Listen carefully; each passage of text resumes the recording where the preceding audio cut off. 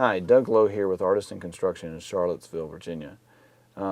Today we're evaluating this building, the basement of the building here, particularly to review the insulation details around the outer band of the building, which is a common area that you'll find air leaks from time to time. In a new building, you would often find there's a product called Seal Sealer. It's like a rubber foam product that is put in place below the bottom plate just before you attach to the concrete. And in this particular building we found that it actually just isn't there.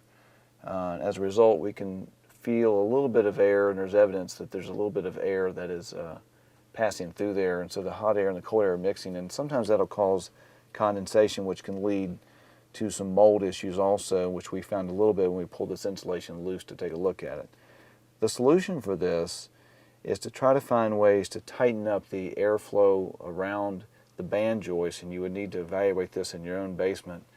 But we would be using a product like a spray foam product to try to get around these edges.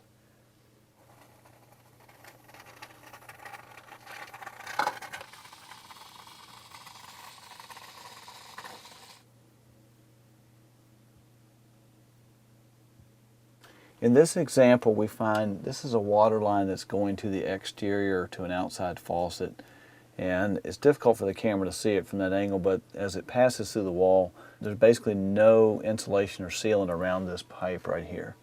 Further, there's another pipe that's having to pass through the wall right here, and you can see, as a prime example, this has no sealant around it at all. I'm going to take the foam spray sealer and seal the end of the band board, seal around that hole, and also seal around this hole.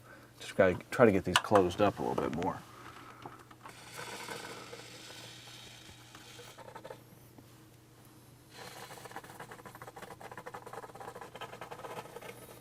Another area that we have found, there's a pipe that passes through this wall for the heating and cooling system. And it appears as they brought it through the wall that they didn't take any measures to try to seal this up.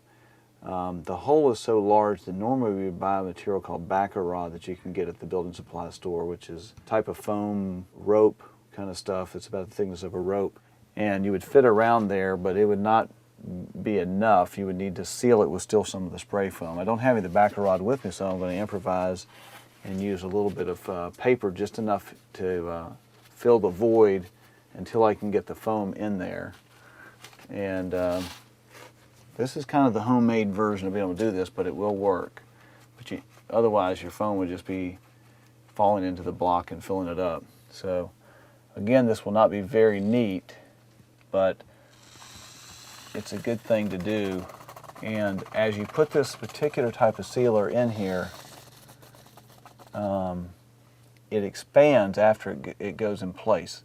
If you're doing some sealing around windows and doors, there's a different kind of foam that you want to get that doesn't expand, but for our purposes we want the expansion type foam through here. If you don't stop airflow, we also find that it can create some mold situations, and so you need to decide how to get that cleaned up or maybe get a professional involved. And you might want to look at the insulation as you pull it out to see if there's any mold on it. That will help you understand. You can also review the wood to see if there's any mold. But the bottom line is stop the airflow.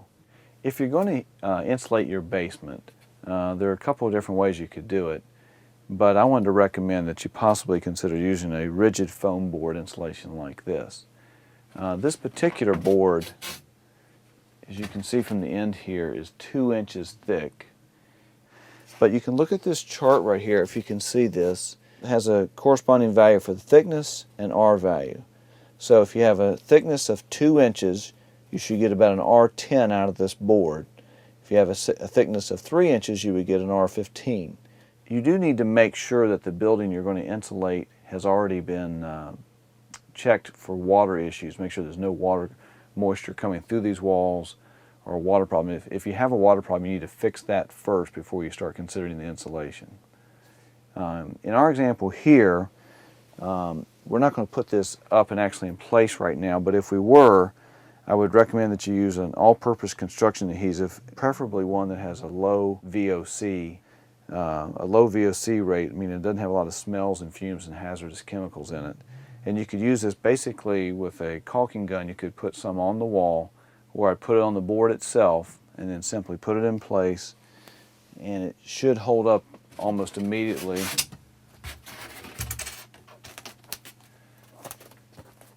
And by the time you get your basement insulated, you're already saving money, because a well-insulated basement is just going to make the home more energy efficient.